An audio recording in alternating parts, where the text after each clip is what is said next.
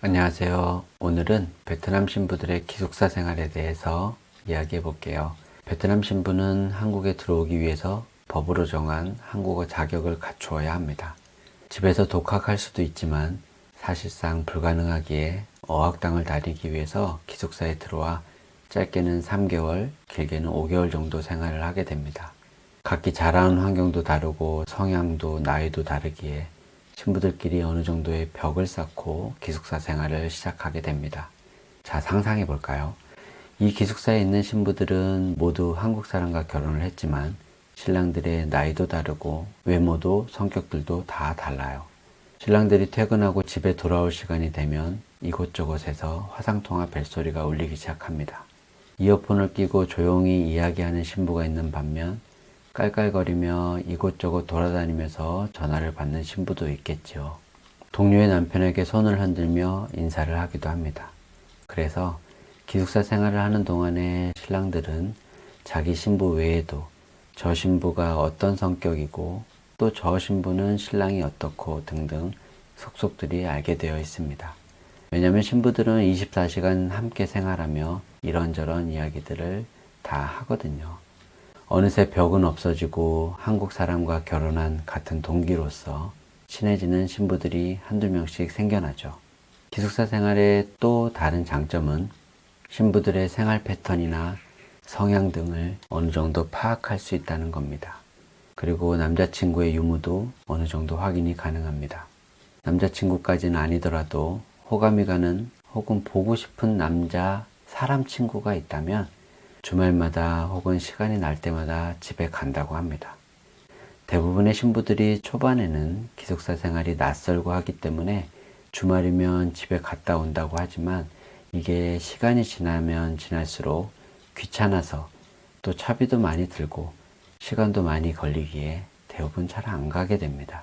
또 아무리 조심히 연락을 한다고 하지만 24시간 붙어 있는 옆에 동료들까지 속일 수는 없습니다.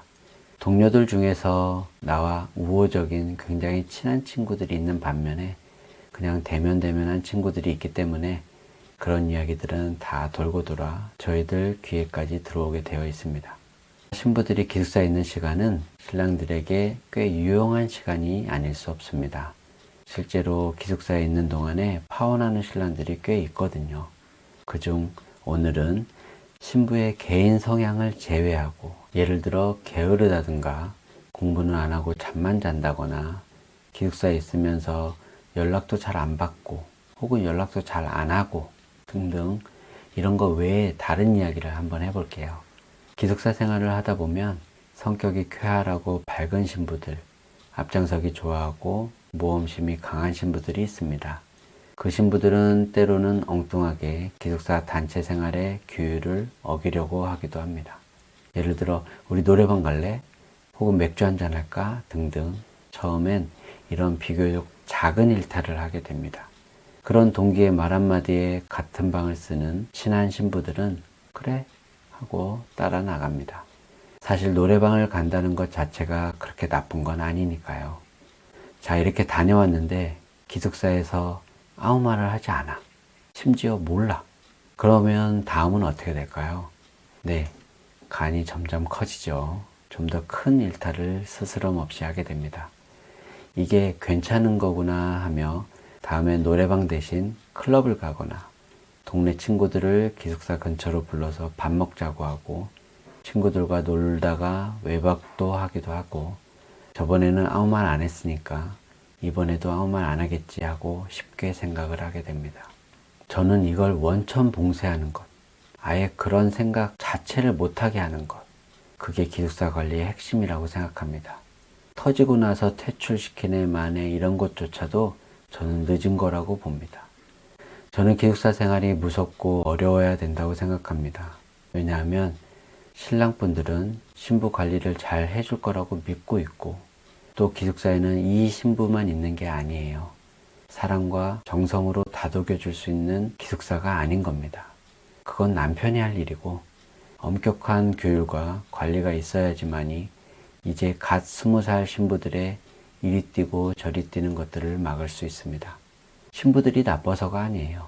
그냥 어린 나이에 친구들끼리 같이 기숙사에 있으니까 심심해서 나가서 노래 불러도 될 것 같고 그러니까 갔다 온 거예요.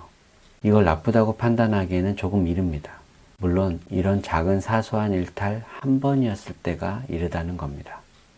자, 반대로 그 작은 일탈, 노래방에 갈까 하고 한 번 나갔다가 들어왔는데 그걸 알고 기숙사에서 난리가 납니다. 화를 내겠죠. 그냥 노래방 다녀왔어? 말없이 그래 다음부터 그러지 마 라고 좋게 말할 순 없잖아요.